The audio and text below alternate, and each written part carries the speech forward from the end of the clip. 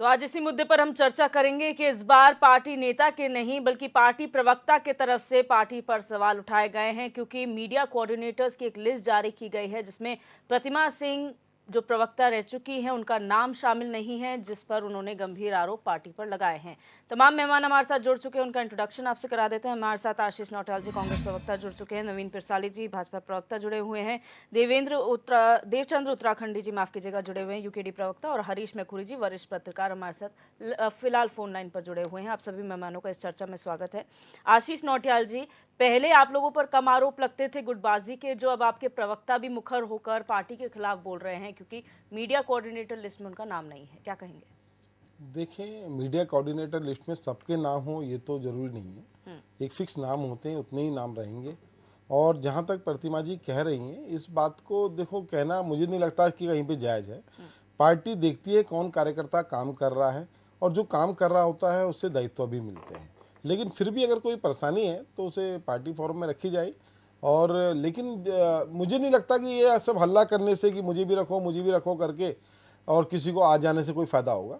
आप अपना अपना काम करके दिखाएं, सब कार्यकर्ता काम करते हैं, और जिसको काम शीर्ष नेतृत्व को सही लगता है कि काम कर रहे हैं, तो उन्हें स्थान भी मिलता है, सम्मान मिलता है इस बात का कि वो काम कर रहे हैं, तो उनका मनोबल बढ़ता है। तो बाकी प्रतिमा जी ने जो कहा वो उनकी अपनी पर्सनल जो भी व्यक्तिगत राय है या टिप्पणी है, उस पर मैं ज़्यादा नहीं बोलना चाहूँगा। बिल्कुल। नवीन पिरसाली जी, बेशक ये कांग्रेस का अंदरूनी मामला है, लेकिन एक प्रवक्ता का इस तरीके से मुखर होकर पार्टी के खिलाफ इलेक्शन टाइम पे बोलना, क्या कहेंगे इस पर? देखिए, अंदरूनी मामले को दिखाता है कि किस प्रकार से कार्यकर्ता वहाँ पर परेशान हैं या काम करने वाले लोग परेशान हैं। आप कह सकते हैं इसको दिव्य दर्शनी जी, मैं कहना नहीं चाहिए, लेकिन मैं ये कहूँगा कि ये एक कैंसर है कांग्रेस में, जो अब ऊपर लेवल से फैलते फैलते नीचे लेवल तक आ रहा है, और ये बगावती तेवर जो इनके शुरू हो चुके हैं वो बढ़ता ही जा रहा है।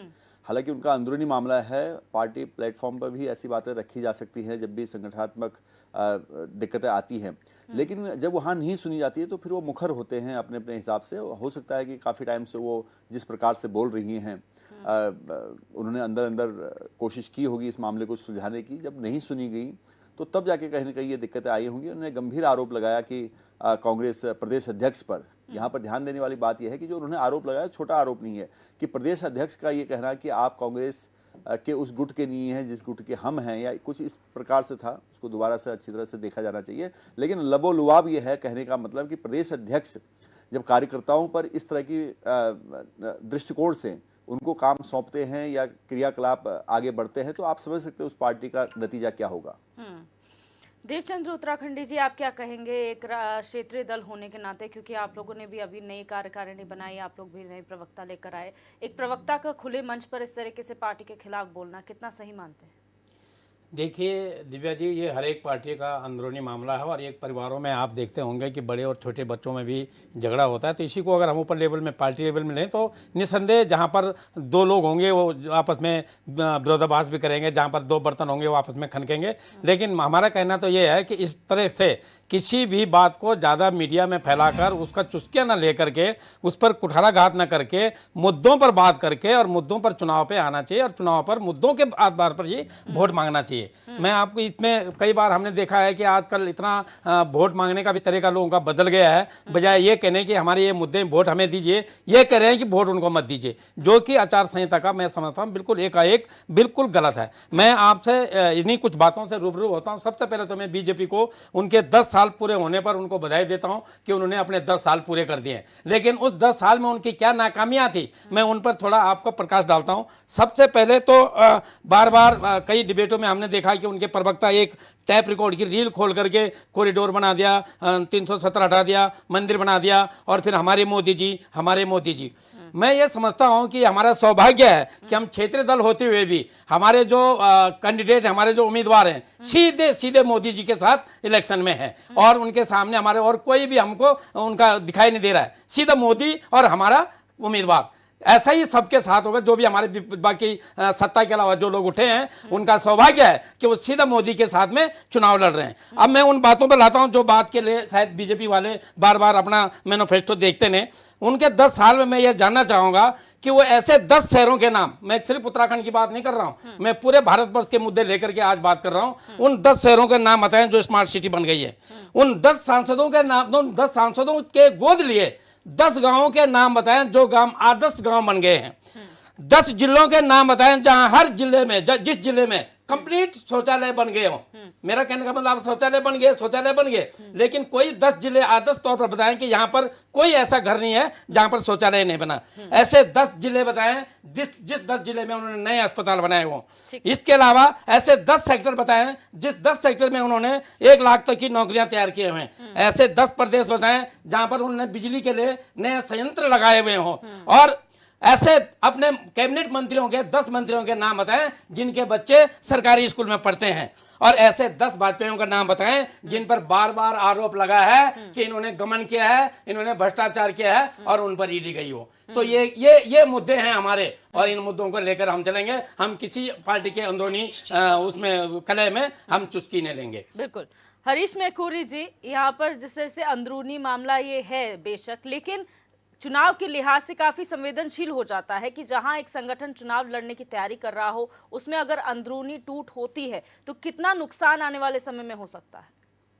नहीं दिव्य दर्शन जी, ये पार्टी की जब अंदरूनी फूट बाहर आती है तो पार्टी को तो नुकसान होता ही है, और चुनाव के समय पर इसका बड़ा प्रभाव पड़ता है इन बातों का। और उसको पार्टी ने भी गंभीरता से लिया है। जो उनके जोशी जी हैं प्रवक्ता, उन्होंने कहा कि यार ये अपराध की मतलब इसको गंभीरता से लेगी पार्टी, और उनको पार्टी फोरम पे प्रतिमा सिंह जी को बात रखनी चाहिए थी, उन्होंने बाहर रख दी है। फेसबुक तो इंटरनेशनल, आज के जमाने में इंटरनेशनल सोशल मीडिया है, तो कम से कम भारत में तो फेसबुक को लोग बहुत ज्यादा यूज भी करते हैं और उसको देखते भी हैं, उसको वायरल भी करते हैं, स्वतंत्रता है उसमें ऐसी, तो उससे पार्टी को नुकसान तो होता ही है।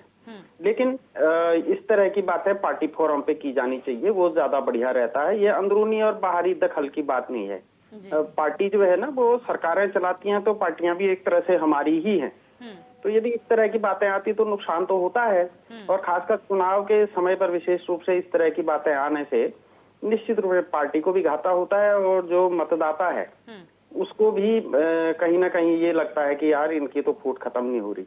तो इस समय नहीं आना वो चाहिए था, उससे पार्टी को नुकसान होता है। ये तो इसमें कोई विवाद नहीं है। अब हम ये नहीं कहेंगे कि हम उनके पार्टी का अंदरूनी मामला है। अंदरूनी क्या हुआ जब पब्लिक में आ गया तो।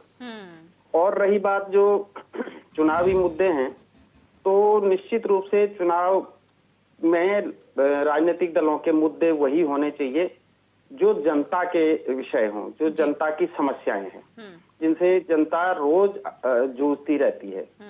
तो उसमें जो है, अब हम पुराने रटे रटाई चीजें नहीं कह सकते कि महंगाई है, बेरोजगारी है। महंगाई है, बेरोजगारी है, तो भाई जो 60-70 साल की टोटल सरकारें हैं वो सारी की सारी रिस्पॉन्सिबल हैं इसके लिए। अगर आज तक शौचालय नहीं बने हुए थे, सभी जिम्मेवार हैं। जिन्होंने 60 साल राज किया, जिन्होंने अब 10 साल किया, वो सब बराबर के जिम्मेवार है। अब तो मेरे ख्याल कुछ शौचालय बने भी हैं, लेकिन पहले तो शौचालय भी मतलब कम थे। हम अब चमोली जिले में, मैं एक उदाहरण देता हूँ, 20-30 साल पहले सिर्फ 25 शौचालय साल भर में आते थे, और इतने गांव हैं, 300-400 गांव हैं। तो अब कम से कम थोड़ा सा उस दिशा में काम हुए, लेकिन और ज्यादा आवश्यकता है कि यदि हम मतलब छोटी समस्या है, शौचालय है, पानी है, उसके लिए तो बड़ा काम हो गया ना। एक बिजली का बल्ब है, आम आदमी के लिए वो बहुत बड़ा है, वही तोहफा समझ लेता है वो अपने को। और हम एक चीज ये कह रहे हैं कि सरकारों को जिस रोजगार परक उद्योग और नीति बनानी चाहिए, उद्योग भी लगानी चाहिए, नीति भी बनानी चाहिए। उत्तराखंड में 8 जिले हैं। वो जब राज्य मांगा था 2000 में, हमको राज्य मिला, जब आंदोलन भी चल रहा था, तो इसी के लिए था कि भाई यहाँ पे रोजगार के साधन नहीं है। तो उसके लिए सरकारें कुछ करें। 8 जिले हमारे बारी बारी से दोनों पार्टियों की सरकारें रही। हमारे क्षेत्रीय दल भी किसी न किसी रूप में पिछली सरकारों में सहभागी रहा, लेकिन 8 जिलों में आज भी उद्योग नहीं लगा हुआ है। कोई उद्योग नहीं है, कम से कम बड़े उद्योग तो कुछ भी नहीं है। लोग छोटे मोटे काम अपने स्तर पर कर रहे हैं, लेकिन हम कह रहे हैं सरकार एक इसको हब बना सकती है, हम गैरसैंण में बना सकते हैं, चमोली, गौचर, श्रीनगर, अल्मोड़ा, कहीं भी बनाइए। हम आईटी सेक्टर का बड़ा हब बना सकते हैं। बेंगलुरु में बन सकता है तो उत्तराखंड जैसी सुंदर जगह पे क्यों नहीं बन सकता? बेंगलुरु और उत्तराखंड की क्लाइमेट में बहुत फर्क नहीं है, उसी तरह की पहाड़ियां, उसी तरह का सब है, तो यहाँ करो ना भाई।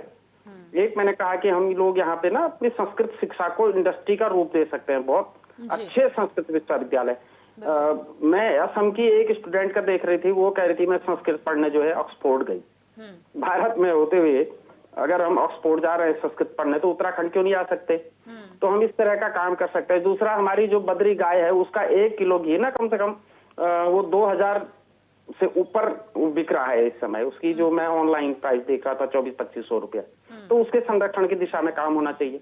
जो हमारे 4 धाम है वहाँ पे अच्छे हॉस्पिटल होने चाहिए, ताकि अब तो 1 करोड़ से ज्यादा पर्यटक आने वाले हैं।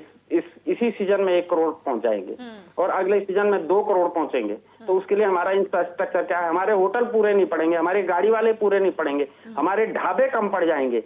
तो थोड़ा सा इंफ्रास्ट्रक्चर की दिशा में सारी सरकारों को प्रयास करना चाहिए। कि एक दूसरे पे आरोप लगाने से काम नहीं चलेगा, और कुछ काम भी करने पड़ेंगे। आपको प्लान देना पड़ेगा। अगर आप कह रहे हैं कि हम हमारे प्रश्न हैं बहुत सारे, तो आपकी क्या योजना है? आपको भी देने पड़ेंगे वो। आशीष नौटियाल जी, कोई पहली बार नहीं है जब आपके पार्टी के नेता खुले फोरम में आके मीडिया के सामने अपनी पार्टी के खिलाफ रोष व्यक्त कर रहे हों। इससे पहले भी ऐसा होता आया है, लेकिन आप लोगों ने सफाई में कहा है कि आपकी पार्टी के अंदर एक डेमोक्रेसी है, एक स्वतंत्रता है, जिससे किसी को भी कुछ भी कहने का हक है। लेकिन आज आप लोग कह रहे हैं कि उन्होंने गलत किया, पार्टी फोरम में बोलना चाहिए था। तो ये डिस्क्रिपेंसी क्यों? इतना अलग, इतना डिप्लोमेटिक जवाब किस तरीके से है? देखिए मैडम, ये तो गलत है कि आप सोशल मीडिया के मार्फत से कोई बात बोले। आपको कोई भी बात रखनी है तो पार्टी नेतृत्व में, पार्टी शीर्ष नेतृत्व का बता सकते हैं। और हर किसी का नाम किसी लिस्ट में आ जाए ऐसा भी जरूरी नहीं है। ये पार्टी का हर व्यक्ति देखता है, पार्टी का हर जो भी सीनियर नेता वो देखता है कि पार्टी में एक्टिविटी किसकी ज़्यादा है, कौन क्या काम करता है, कि पार्टी के अंदर उसको लेके फायदा है जो काम कर रहा हो। ऐसी सिर्फ भीड़ बनाने से तो मुझे नहीं लगता कोई फायदा है।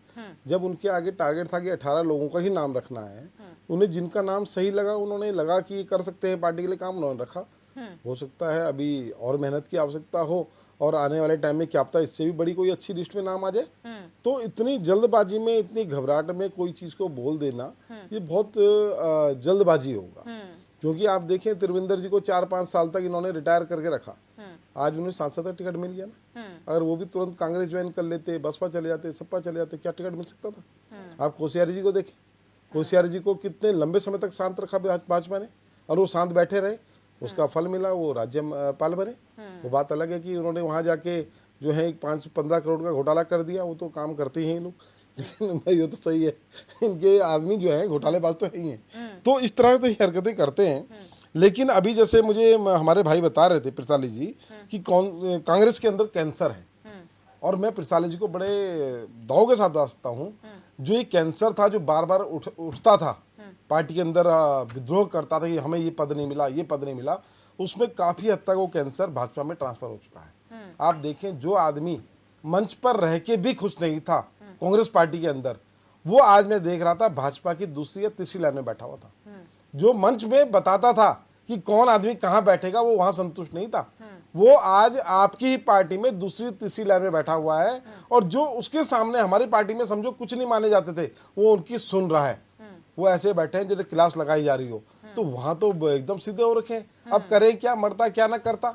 आप अच्छी खासी कांग्रेस छोड़ दी और वहां जाके ऐसी जगह बैठ गए जहां आपका जो है इलाज या तो भाजपा कर देगी, और या फिर भाजपा के अंदर कैंसर पूरी तरह से फैल जाएगा। आप देखें, इसमें पीके अग्रवाल जी भी चल रहे हैं, कभी हमारी पार्टी में हुआ करते थे, आज इनकी पार्टी में है। आज क्यों छोड़ के गए आप अच्छा खासा पद, दायित्व सब कुछ था, पर वो कैंसर जो है बहुत जल्दी भारतीय जनता पार्टी के अंदर उसे संक्रमित कर देगा। अगर एक अंश भी, और जो असंतुष्ट लोग हैं, जो यहाँ संतुष्ट है वो वहां संतुष्ट कैसे हो जाएंगे, लेकिन जो यहाँ मंच में असंतुष्ट है। यानी कि इससे ये कहावत तो सच हो गई ना कि आपकी पार्टी में हर कोई नेता है, कार्यकर्ता भारतीय जनता पार्टी में है, क्योंकि सबको उम्मीद होती है कि हमें कोई ना कोई पद तो जरूर मिल जाएगा। इसलिए अगर कोई पद नहीं मिलता है तो फिर आप ओपन फोरम में जाके अपनी बात रखते हैं, पार्टी फोरम पे नहीं।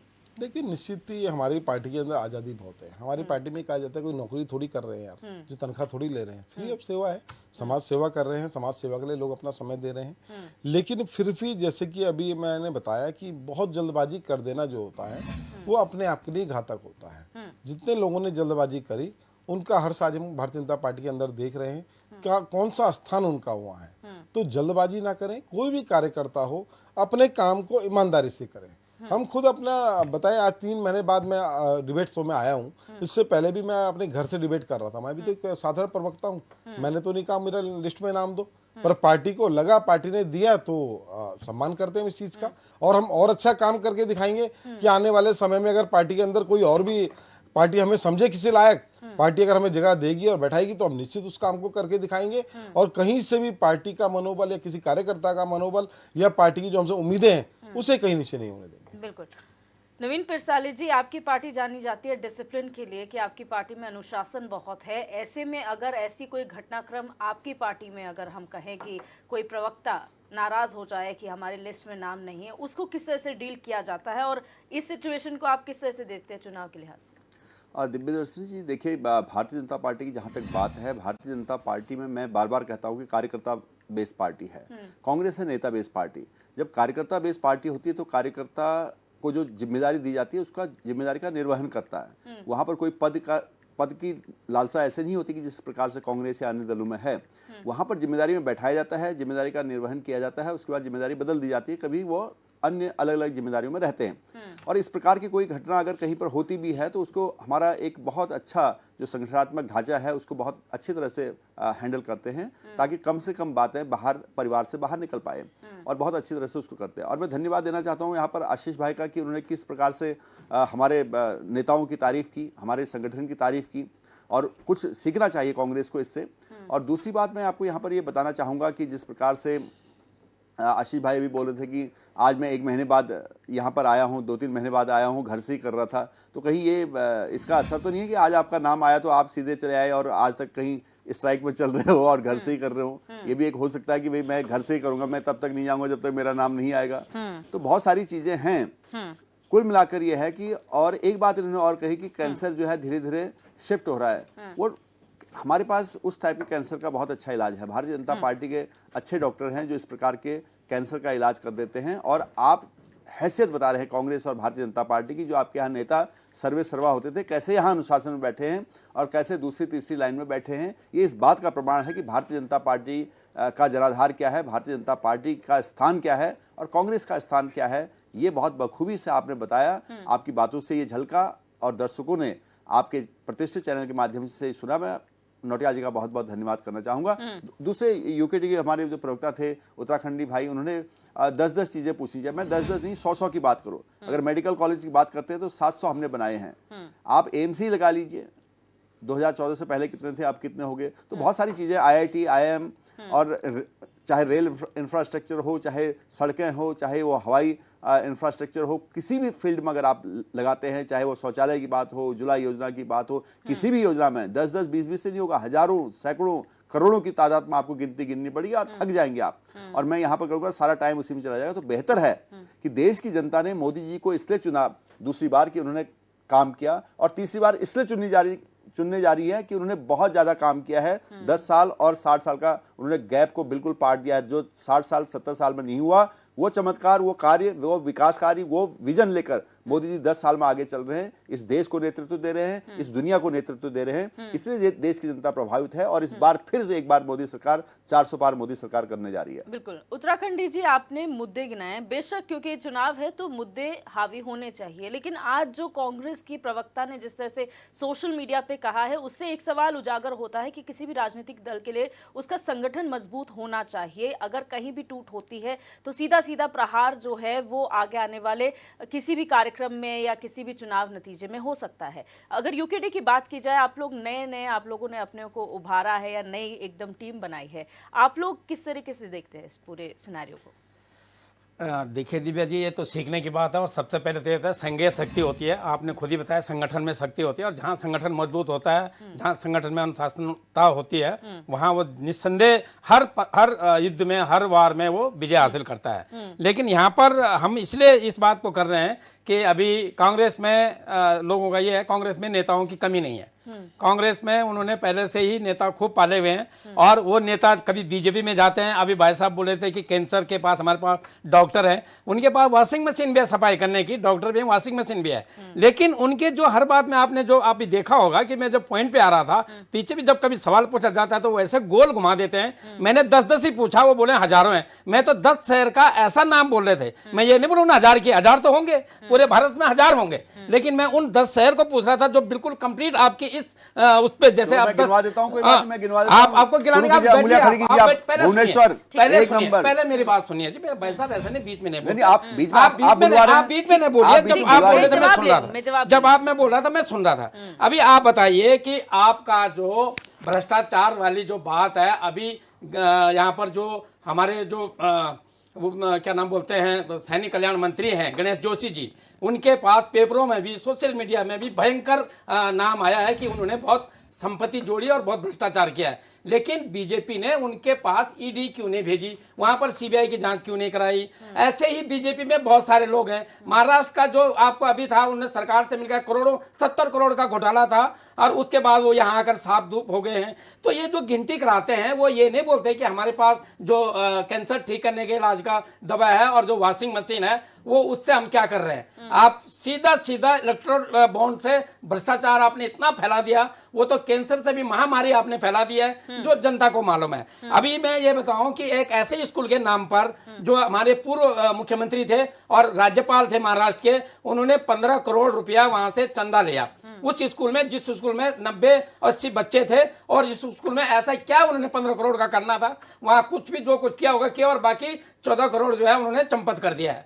ऐसे ही जो हमारे त्रिवेंद्र सिंह रावत जी थे, 4 साल में वो जब फेल हो गए और वो 1 साल नहीं रोक पाए उनको उन्होंने बर्खास्त कर दिया। एक तरफ से वो सत्र में बैठे थे, वहां से निकाल कर उनको बाहर कर दिया, और आज उनको फिर जो है आप सांसद के लिए लड़वा रहे हैं। तो उनके पास भी पैसा है, भ्रष्टाचार का पैसा है, लगाना है। आप ज्यादा ये नहीं देखते कि हमारे मुद्दे हैं। आप काश, मैं बार बार बोलता हूं, हर डिबेट में बोलता हूं कि बीजेपी एक रील की तरह न बोल करके हर तथ्यों के साथ बोलते तो कितना अच्छा। आप मुझे इजाजत होती मैं भी जनता की बात सुनाता कि जनता का बीजेपी के प्रति या हमारे जो माननीय मोदी जी हैं उनके जुमलों के प्रति लोगों के क्या कहना है, आप रील में सुन सकते थे। लेकिन इतना समय नहीं है। मैं तो ये कहूंगा पुनः दोनों पार्टियों को कि हम अभी भी, आप लोगों ने जब हमारे कुछ लोग आए, 1-2 विधायक आए थे, तब भी आप लोगों ने हमारा दोहन किया, और अभी भी आप जो उत्तराखंड में उत्तराखंड क्रांति दल के लिए जो भ्रमात्मक स्थिति पैदा करने की कोशिश में पैसा दे करके जो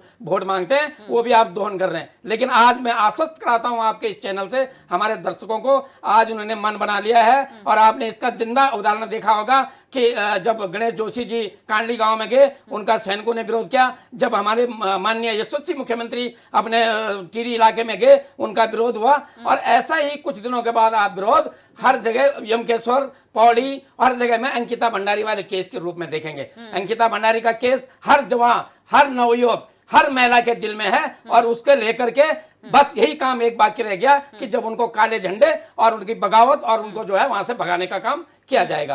तो मैं पार्टी का जो ये फोरम था, जो आज का जो विचार था कि पार्टी में जैसे सुखबाड़, वो उसका निश्चय हमको उसका फायदा होगा। हम तो चाहते हैं ऐसे कले सब में होते रहे। और बीजेपी अगर ये बोले कि हमारे यहाँ बिल्कुल अनुशासन करने की, वो कैंसर ठीक करने की दवा है, तो गडकरी साहब नाराज थे, राजनाथ साहब नाराज थे। तो ऐसा मत बोलो, किसी को बोलो तो तथ्यों के साथ बोलो, और कुछ अपने पास उसका पूरा लेकर चलो आंकड़ा, और तब बात करो। बिल्कुल। हरीश मेखुरी जी, यहाँ पर 2 बिल्लियां जब लड़ती हैं तो तीसरे का जो है वो फायदा हो जाता है। क्या आपको भी यहीं पर यही नजर आ रहा है कि अगर इसी तरीके से टूट कांग्रेस में होती चलेगी या अंदर खाने जो कलह है वो सामने आती रही, तो अन्य दलों को इसका फायदा पहुंचेगा? नहीं, कांग्रेस का ये इस समय थोड़ा सा ये है कि उनके बहुत सारे बड़े नेता भी, जैसे बद्रीनाथ से राजेंद्र भंडारी ने पार्टी छोड़ दी, और सजवान जी ने पार्टी छोड़ दी। तो बड़े नेता भी दूसरी पार्टियों में जा रहे हैं, और अंदर अगर इस तरह की लड़ाई होती है तो पार्टी को तो उसका खामियाजा होता ही होता है। हम तो एक चीज कह रहे हैं, आप ये समझ लीजिए हरियाणा के मुख्यमंत्री खट्टर साहब जो हैं, इनको बीजेपी ने विद इन नाइट कहा कि कल सुबह इस्तीफा दो, दे दिया। पूरी संपत्ति भी अपनी, जितना एक छोटा मकान था वो भी पार्टी को दे दिया और आम कार्यकर्ता की तरह काम करने लगे।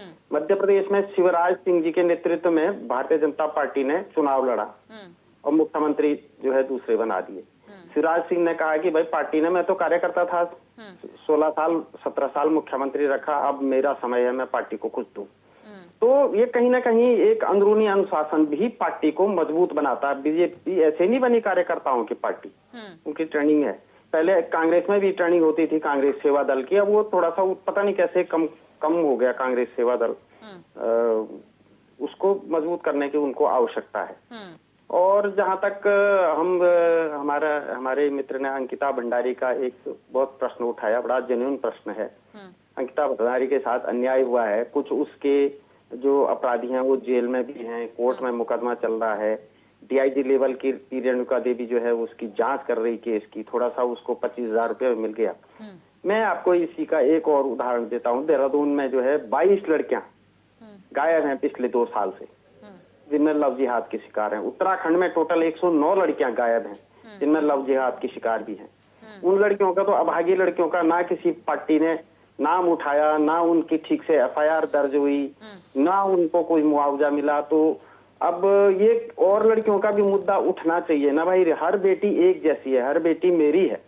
तो उसका मुद्दा कौन उठाएगा? क्योंकि पॉलिटिकल पार्टियों को वो सूट नहीं करता है। बीजेपी में वो अंकिता भंडारी केस में अगर एक बीजेपी नेता जो बीबीआईपी है उसका नाम नहीं होता तो ये पार्टियां यहाँ उठाती क्या इस फोरम पे?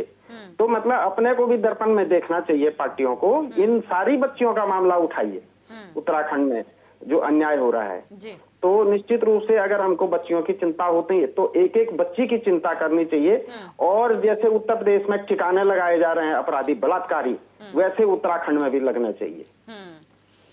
आशीष नौटियाल जी, जिस तरह से कहा कि आपका कांग्रेस सेवा दल का कमजोर हो गया है, यानी कि पार्टी में अनुशासन कमजोर पड़ा है, आखिर वजह क्या है कि इतनी पुरानी पार्टी होते हुए आप लोग अंदरूनी अनुशासन नहीं बना पा रहे हैं कि आज आप ही के प्रवक्ता आप लोगों को नुकसान पहुंचा रहे हैं, और जबकि सीनियर लीडर्स भी हैं जिनके नाम लिए गए प्रवक्ताओं द्वारा, वो सीनियर लीडर्स के नाम लिए गए, ऐसा क्यों? देखिए, कांग्रेस पार्टी एक बहुत बड़ी पार्टी है और बहुत नेता हैं।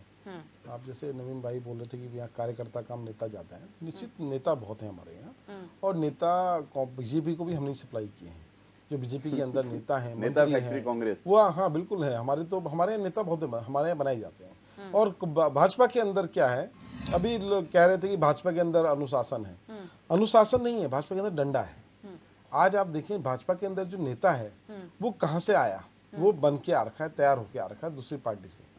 अब अगर आज भाजपा डंडा कर भी लेती है, वो डंडा झेलता है। क्यों झेलता है? क्योंकि उसे पता है वापस तो मुझे लेंगे नहीं, तो डंडे खा के भी वहां खुश है, क्योंकि उसके लिए रास्ते बंद हो गए। हमारे यहाँ तो हमने ही उसे कार्यकर्ता से नेता बनाया, हमारे यहीं आया, ज्वाइन किया, कार्यकर्ता था और नेता बन गया। अब उसको नया मंच दिखा और भारतीय जनता पार्टी तो उस्ताद है तोड़ने वाली।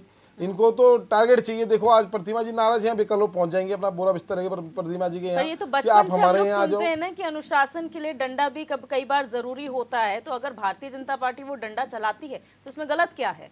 देखिए, डंडा भी सामने वाला कितना खाने की कगार में है इसको भी देखा जाता है।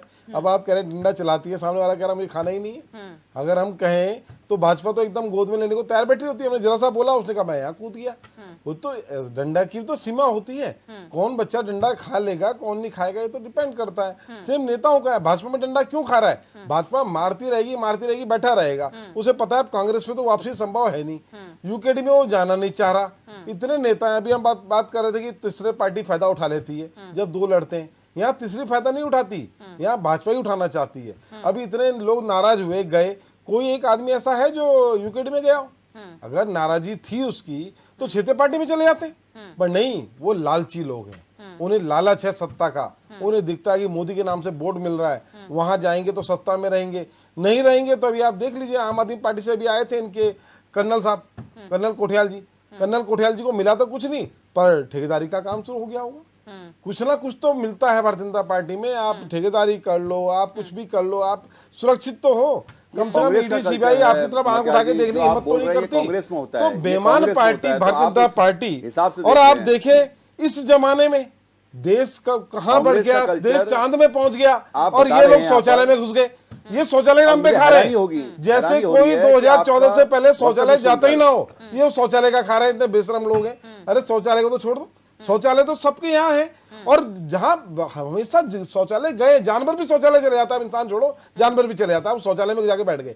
अरे दुनिया को कौन सा तरक्की की जानवर ओर जा रहा है जाओ, आपके यहाँ? अपनी सोच शौचालय तक मत कांग्रेस में बढ़ाओ, कौन सा जानवर अपनी जा रहा है? सोच यहाँ से ऊपर ले जाओ। शौचालय में कौन आप जाता सिर्फ है, कौन शौचालय के अंदर जाके मत घुसो, देश आशीष को नौटियाल जी। बहुत आवश्यकताएं हैं। आपने एक बात का जिक्र करा यहाँ पर कि नेता जो पार्टी छोड़ के जा रहे हैं उन्हें ये पता है कि कांग्रेस पार्टी तो वापस नहीं लेगी। आप एक नेता का नाम बताइए जो आपकी पार्टी छोड़ के गया हो, फिर वापस आया और आपने नहीं लिया। हरक सिंह रावत सबसे बड़ा एग्जाम्पल है यशपाल आपके आर्य, सामने, देखिए- जिन्होंने 2016 में सरकार गिरा दी और उसके बाद आप लोगों ने खुशी खुशी उन्हें माफ करके वापस अपनी पार्टी में ले लिया। देखिए भाजपा की ऐसी नज़र है, अगर वो वापस आ गए, एक आदमी अगर कुछ बोल के आ गया, क्योंकि भाजपा में उनको मिला नहीं, हमारा तो अपना आदमी, हमें तो दर्द होगा। हमारा आदमी, अपने बच्चे का दर्द होता है ना, माँ बाप को, वो चाहे गलती कर दे उसे निकाल दे रहे हैं, फिर उसे क्या करें। कौन है माँ बाप कांग्रेस के, बताइए। नहीं, कांग्रेस के माँ बाप कौन है? जैसे भाजपा के माँ बाप कौन है? मोदी माँ बाप है? कार्य- मोदी आपके माँ बाप है? कार्यकर्ता तो पार्टी है, कार्यकर्ता विचार पार्टी है, पार्टी का विचार है अध्यक्ष माँ है, बाप। पार्टी का जो अध्यक्ष होता है वो होता है माँ बाप। पार्टी का जो अध्यक्ष होता है, आप क्या जेपी नड्डा जी हैं, बात अलग है, आप सम्मान नहीं देते, उन्हें मंच पे नहीं, धक्का मारते भारतीय हैं। जनता आपके पार्टी- नड्डा जी हैं माँ बाप, भारतीय जनता पार्टी मोदी जी के नहीं है, अनुसार मोदी प्रधानमंत्री पार्टी के है, अनुसार और प्रधानमंत्री हमारी देश माँ का है। होता है। यहाँ से भारत माता प्रधानमंत्री हमारी नहीं माँ होता है। तानाशाह, जैसे आपके भारत प्रधानमंत्री माता जी हैं। हमारी माँ है। आप कौन माँ आप है? बताइए, कहाँ माँ बाप कौन के है? चक्कर में पड़ रहे हो? कांग्रेस में कौन है? देश ठीक को है। आगे बढ़ाओ। कौन है माँ बाप? आप लोग ठीक है। अध्यक्ष हैं, माता-पिता से हटके अध्यक्ष ही थोड़ा होता पार्टी है, अनुशासन पे भी किसी चले भी जाते हैं। जगह का अध्यक्ष जो होता है वो सब कुछ होता है। और कंपनीज की बात करें तो मैनेजर सब कुछ होता है। कोई दिक्कत आती है तो मैनेजर पे रिपोर्ट जाती है, और मैनेजर का काम होता है सबको समझाना बुझाना।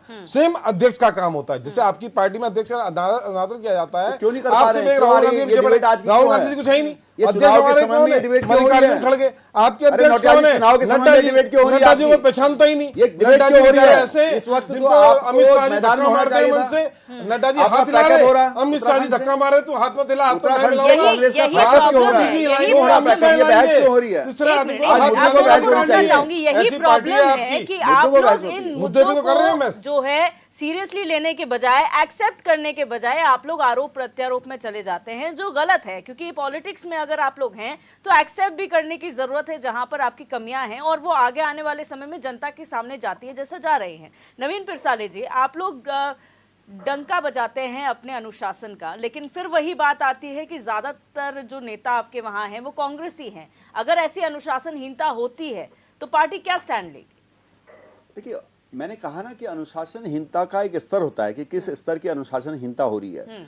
गलतियां हर जगह होंगी, इसमें कोई शक नहीं है। और भारतीय जनता पार्टी जैसी पार्टी, विश्व की सबसे बड़ी पार्टी, इतने सारे कार्यकर्ताओं को समेटकर, इतने सारे विंग को समेटकर आगे चल रही है, और फिर भी बढ़िया चल रही है, तो एक बहुत बड़ी उपलब्धि भारतीय जनता पार्टी की है।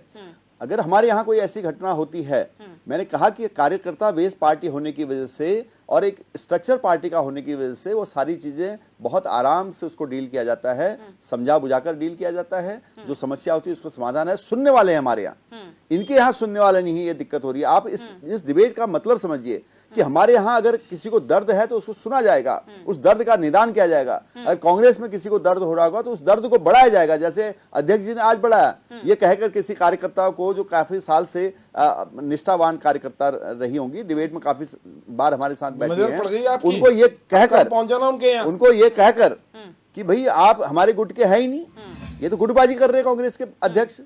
इसी गुटबाजी का शिकार कांग्रेस हुई है। आज कांग्रेस एक पार्टी के अंदर कई पार्टी है, एक दल के अंदर दलदल बन चुकी है। तो यहाँ तो जो छोटा सा नेता है वो भी एक पार्टी है, दूसरी पार्टियां हैं, कई पार्टियां आप देख रहे हैं। पिरसाले जी, मीडिया फोरम पे आके बोलना ही अनुशासनहीनता नहीं होती, क्योंकि बहुत सारे एग्जाम्पल आपकी पार्टी के अंदर भी पिछले कुछ समय में हुए हैं जहां अनुशासनहीनता हुई है। उस पर क्या कार्रवाई हुई है अगर अनुशासन की बात की जाए तो? नहीं, देखिए, आप एग्जाम्पल दीजिए मुझे, मैं उसको बताता हूँ क्या कार्रवाई। देखे थे डंडे चलते हुए आपके यहाँ, देहरादून में ही चले थे। ऐसे कह के थोड़ा, सोशल मीडिया में ढूंढना पड़ेगा वो कहाँ पे है। ऐसे कह के नहीं होता। आप बताइए मुझे, आपस में एक लेडीज बेचारी थी, उसको बताइए, अब उदाहरण बताना होता है, ऐसे कह के नहीं होता। आशीष नौटियाल जी, हमने तो देखा है मुंह से बात निकल गई, ऐसे नहीं होता है कि हवा में बात फेंक दी। आप तथ्य पर बात कीजिए, तथ्य बात कीजिए, आपके पास है हवा हवाई बात मत कीजिए। ये मानिए, मैं ये कहना चाहता हूँ दिव्य दर्शन जी, ये चुनाव का समय है, 2024 का ऐतिहासिक चुनाव इस वक्त हो रहा है और उत्तराखंड देवभूमि जो है, यहाँ से एक बहुत बड़ा मैसेज इस बार इस चुनाव में जाने वाला है। और उस मैसेज के बीच में आप देखते हैं कांग्रेस उत्तराखंड में सरेंडर कर चुकी है, अपना आत्मसमर्पण कर चुकी है। एक नेता इनका यहाँ पर आ नहीं रहा है और ये इनके प्रवक्ता कह रहे हैं कि जो हमारे कैंडिडेट हैं वही हमारे स्टार प्रचारक है, वही सब कुछ है। वो कर रहे जैसे कर रहे, कहाँ कर रहे किसी को पता नहीं है। उसकी दुर्गति कांग्रेस की क्या होगी ये आप देख सकते हैं। कांग्रेस चुनाव लड़ने से पहले, मतदान होने से पहले उत्तराखंड में सरेंडर कर चुकी है, हार मान चुकी है। ये सबसे बड़ा विषय है और इनकी जो अंदरूनी जो कलह है वो इस प्रकार से बाहर आ रहा है, बिखर बिखर के बाहर आ रहा है। तो आज कांग्रेस कहीं मुंह दिखाने लायक नहीं बची। मुंह दिखाने लायक तो आप नहीं बचे इलेक्ट्रॉन मॉर्निंग मामले में। आप कहां में बोल रहे हैं? उत्तराखंडी जी, अगर हम यूकेडी की बात करें, क्योंकि विपक्षी दल आप भी हैं, मुख्य विपक्षी दल कांग्रेस है, तो विपक्ष के तौर पर आप लोग भी मौजूद है, बेशक आप क्षेत्रीय दल है। आप लोग अपने संगठन को किस तरीके से देखते हैं कांग्रेस के कंपैरिजन में अगर देखा जाए? अभी जैसे कि आपको पता है दिव्या जी, हमने अभी अध्यक्ष का चुनाव भी उनका चुनाव भी हमने मत पत्र द्वारा ही किया है और उनको चुनाव भी ऐसे नहीं कि एक आदमी की जो बसीयत के रूप में नहीं किया है। तो हम वहीं से स्वतंत्रता लेकर चलते हैं कि हमारा जो संगठन है, संगठन में भी आदमी की काबिलियत और वो उसकी जो अपना रुतबा है समाज में, समाज के लिए उसने जो कार्य किया है उसके आधार पर हम संगठन का निर्माण करते हैं। अभी रही जो बात आपकी स्टार प्रचारकों की लिस्ट की बात है, तो अभी हमारी भी लिस्ट हमने अभी तक नहीं बनाई और ज्यादातर हम इस बात पर विश्वास कर रहे हैं इस पर कि स्टार प्रचारक के बजाय स्वयं ही उम्मीदवार सिर्फ प्रचारक होना चाहिए। उसकी वजह यह है कि वो अपनी कामयाबी और अपनी बात और अपनी क्या बोल सकते हैं उसको काबिलियत जनता के बीच ले जा सकते, अपना विजन, अपनी मानसिकता को ले जाए। यहाँ तो सत्ता में रहकर जब तुम सत्ता का प्रयोग करोगे, प्रधानमंत्री जी यहाँ आएंगे, क्या वो उस उम्मीदवार के पैसे के रूप में जाएंगे और वो उम्मीदवार के खर्चे में जाएगा? चुनाव आयोग भी सोया हुआ है इस मामले में। मैं निवेदन करना चाहूंगा उनसे कि इस प्रकार से जो प्रधानमंत्री या जो मुख्यमंत्री या जो हमारे बड़े बड़े जो मंत्री किसी उम्मीदवार के लिए आते हैं, उस खर्चे को उस उम्मीदवार के नाम पर चढ़ाना चाहिए। इस प्रकार से स्टार प्रचारक इतने उसमें बैठे हुए नहीं होना चाहिए। मैंने पहले भी आपको बताया कि आज तो देखने में ये आ रहा है कि हर उम्मीदवार, विपक्ष का जो हर उम्मीदवार है वो मोदी के खिलाफ चुनाव लड़ रहा है। आपको नहीं लगता कि हर जगह मोदी आकर बोले कि मेरे इस आदमी को वोट दो? और निसंदेह जनता जान रही है, जनता के बीच में ये मैसेज है, यार ये तो उम्मीदवार कुछ नहीं है, ये तो मोदी के लिए वोट दे रहे हैं। अभी आपको मैं थोड़ा सा लिस्ट बताऊं कि अगर हम इन 5 सांसदों का जो वर्तमान में सत्ता में बैठे थे, उन सांसदों का जो खर्चा था 17 करोड़ में से कोई भी एक सांसद ने 45% या 46% का आंकड़ा नहीं पकड़ा। सिर्फ मुझे लगता है कि एक जो अल्मोड़ा के सांसद हैं शायद, उनका जो है 8 करोड़ पर गया होगा 17 में से, बाकी 6 और 7 करोड़ खर्चा किया है। लेकिन ये इस पैसे को लेकर के जनता की वेलफेयर के लिए आया था, क्यों नहीं कर रहे हैं? और रही बात सांसद बलूनी जी का, वो तो राज्यसभा के थे, उनको तो पूरा राज्य का देखना था। अब उनको उनका भी खर्चा भी, उनका भी रिपोर्ट कार्ड देखेंगे। अब हम जो बात रही है स्टार प्रचारक की, हम तो इसका घोर विरोध करते हैं। स्टार प्रचारक में इन जगहों पर कहीं पर भी प्रधानमंत्री देश के, अगर प्रधानमंत्री आते हैं तो उनको एक शब्द बोलना चाहिए कि मैं यहां आया हूं और आपको जो अच्छा उम्मीदवार लगता है वो देना चाहिए। अच्छे लोकतंत्र की यह परिभाषा होती। काश अगर आज अटल बिहारी वाजपेयी जिंदा होते तो मैं जरूर मान सकता था कि वो इस बात को मानते। लेकिन तदुपरांत जो वर्तमान बीजेपी है, जो संघ पोषित बीजेपी है, इनका काम ध्रुवीकरण है, लोगों में विखंडन डालना है और स्टार प्रचारक के नाम पर सत्ता का पैसा लगाकर आप चुनाव प्रचार में अपने उम्मीदवारों को जिताना चाहते हैं। लेकिन ऐसा होगा नहीं, आने वाला समय बताएगा। जनता समझ गई है और चुनाव अच्छा उम्मीदवार होगा, उसी को जीत होगी। और निसंदेह आप इसका प्रमाण पौड़ी और टिहरी में देख लो और आगे हरिद्वार, अल्मोड़ा और जल्दी से जो है हमारा नैनीताल में भी ये आप कारनामा देख लेंगे। बिल्कुल। पिरसाली जी, आप कुछ कहना चाहते हैं? देखिए, मैं ये कहना चाहता हूँ दिव्य दर्शनी जी, आज मोदी जी एक नाम नहीं है, भारतीय जनता पार्टी एक नाम नहीं है, एक पार्टी नहीं है, बल्कि एक आंदोलन है इस देश से गुलामी की निशानी को मिटाने के लिए, इस देश को विकसित भारत बनाने के लिए, इसको फिर से विश्व गुरु बनाने के लिए। उस मुहिम के साथ नरेंद्र मोदी जी चल रहे हैं। इसलिए मोदी जी एक क्रांति के रूप में आए हैं और एक क्रांति है। आज उस क्रांति के खिलाफ जो क्रांति विरोधी लोग हैं विपक्षी लोग हैं वो लड़ने की कोशिश कर रहे हैं। उन्होंने गठबंधन भी बनाया था, इंडी गठबंधन, आपने देखा होगा। लेकिन जन दबाव इस प्रकार से है मोदी जी को फिर से सत्ता में बैठाने का कि वो गठबंधन तार तार हो गया, बिखर कर उसकी तिलियां बिखर गई। लेकिन गठबंधन का आज कोई अता पता नहीं है और मोदी जी मैदान में डटे हैं। भारतीय जनता पार्टी इस देश की देवतुल्य जनता के आशीर्वाद से मैदान पर डटी है और सारे विपक्षी अपने आप धराशायी हो रहे हैं और उसका इल्जाम भाजपा पर डाल रहे हैं। ये उनकी खींच है, खिसियानी बिल्ली खंबा नोचे। अगर अंगूर खट्टे हैं तो बोल दो जी ठीक नहीं है, तो आप अंगूर खट्टे ही हैं क्योंकि वो आपकी पहुंच से बाहर हैं। जनता आपकी पहुंच से बाहर हो चुकी है और अब जनता को ही कोसने में ये दल लगे हैं, जनता को ही नकारने में लगे हैं। तो जनता इनको देख चुकी है, जनता नकार चुकी है। मैं फिर कह रहा हूं बार बार, फिर एक बार मोदी सरकार, 400 पार मोदी सरकार। बिल्कुल। हरीश मैखुरी जी, आपका एनालिसिस जिस तरह से कहता है, जो आपने अभी इतना सुना है तमाम राजनीतिक दलों को, आप क्या सलाह देना चाहेंगे आने वाले समय के लिए पार्टियों को? नहीं, एक तो ये है कि विपक्ष जो इस समय विपक्ष में है वो 10 साल पहले सत्ता पक्ष में था। तो आपको याद होगा शहर शहर बम विस्फोट थे, गैस की लाइन थी।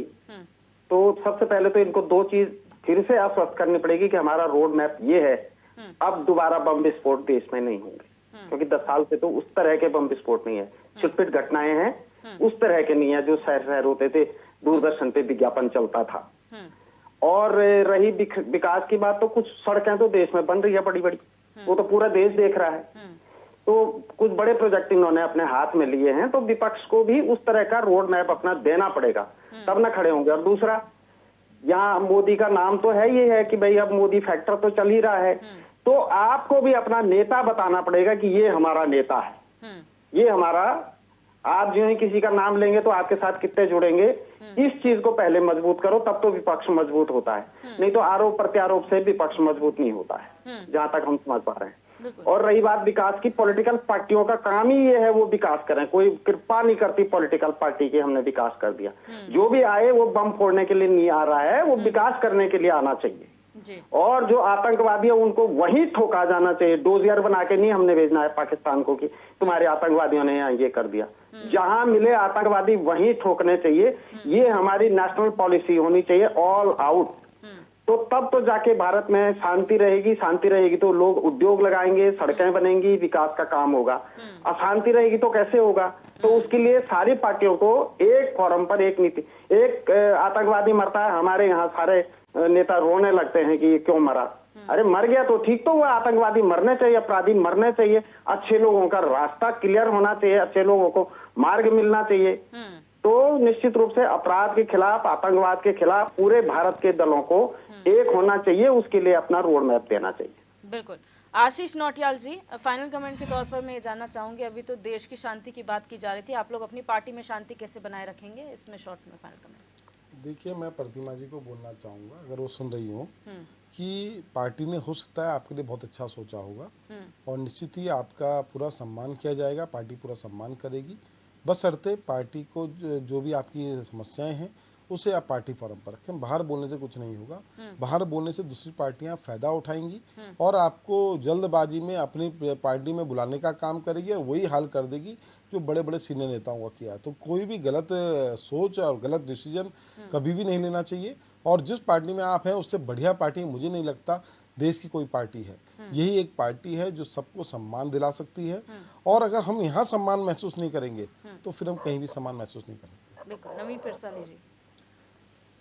जी दिव्यदर्शन जी, कांग्रेस का अंदरूनी मामला सबके सामने है और काफ़ी लंबे टाइम से चल रहा है। मैं इससे अलग ये कहना चाहूँगा कि चुनावी इस वक्त दौर है और भारतीय जनता पार्टी लगातार जनता के बीच में है और देवतुल्य जनता से प्रार्थना है कि इस देश को विकसित भारत बनाने के लिए, इस देश को तरक्की के मार्ग पर ले जाने के लिए, अर्थव्यवस्था को आगे बढ़ाने के लिए आप फिर से एक बार मोदी जी के साथ हैं और इसके लिए बहुत बहुत धन्यवाद मैं पहले ही देना चाहता हूं। जिस प्रकार से हमारा ज़मीनी जो आंकड़ा कह रहा है, इस बार 5 लाख से बड़ी जीत होने वाली है, ये उत्तराखंड एक इतिहास बनाएगा। मैं इस आपके चैनल के माध्यम से ये कहना चाहता हूँ। बिल्कुल। उत्तराखंडी जी, फाइनल कमेंट।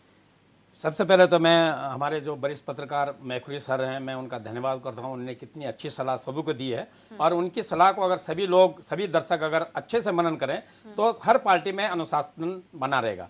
मैं इसी अनुशासन से संबंधित मैं एक सैनिक हूं और मैंने लंबी सर्विस सेना में करने के बाद आया हूं। सबसे पहले तो अनुशासन का एक मूल मुद्दा होता है कि वो उस पार्टी के लिए, उस देश के लिए, उस सेना में जहां पर है, उस पर्टिकुलर सेना की टुकड़ी के लिए वफादार हो। ये जो अनुशासनहीनता दिखाना, ये दल बदल दिखाना, अगर हमारे बीच वो, तो हम यही मानेंगे कि वो उस पार्टी या उस राज्य के विकास के लिए नहीं, बल्कि अपनी राजनीतिक पकौड़ियां सेकने के लिए आए थे। और एन वक्त पर जब जरूरत होती है वो धोखा देकर सेना की तरह भगोड़ा हो जाता है, और भगोड़ा आकर के फिर जब दूसरी जगह जाता है, हालांकि वो वहां प्रतिष्ठा हासिल भी कर दे, तो उसके बाद भी उसकी हर जगह वो पीछे उसका जो स्लोगन उसके पीछे चलता है कि फौज से भगोड़ा है या फलानी जगह से है, तो ये चिपकता रहेगा। जैसे आज अभी हरक सिंह का नाम आप ले रहे थे, अच्छे खासे कांग्रेस में थे, उससे पहले और उनकी कोई और पार्टी थी, उससे पहले कुछ और पार्टी थी, फिर बीजेपी में गए, फिर इधर आ गए, तो एक दल बदलू का उनके उस पर एक स्लिप चिपक गया।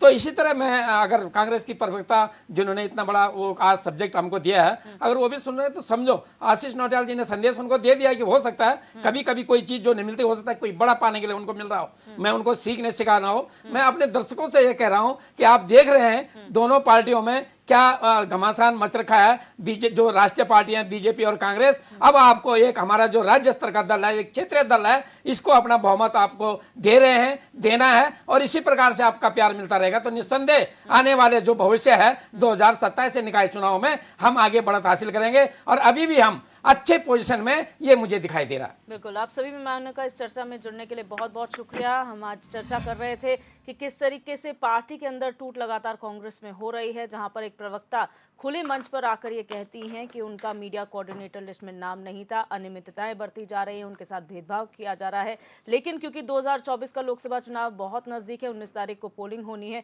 उससे पहले तमाम राजनीतिक दलों में इस तरह की अगर टूट होती है, वो कहीं ना कहीं जनता के बीच में एक अच्छा संदेश नहीं जाता है। तो बेहतर यही होगा सभी राजनीतिक दलों के लिए कि वो अंदरूनी डिसिप्लिन बना के रखें, ताकि जो जिस मकसद के साथ वो चुनावी मैदान में है वो मकसद पूरा हो सके और जनता के बीच भी अच्छा मैसेज आए। बहरहाल क्वेश्चन आवर में बस इतना ही। आप देखते रहिए HNN 24/7, जुनून सच दिखाने का।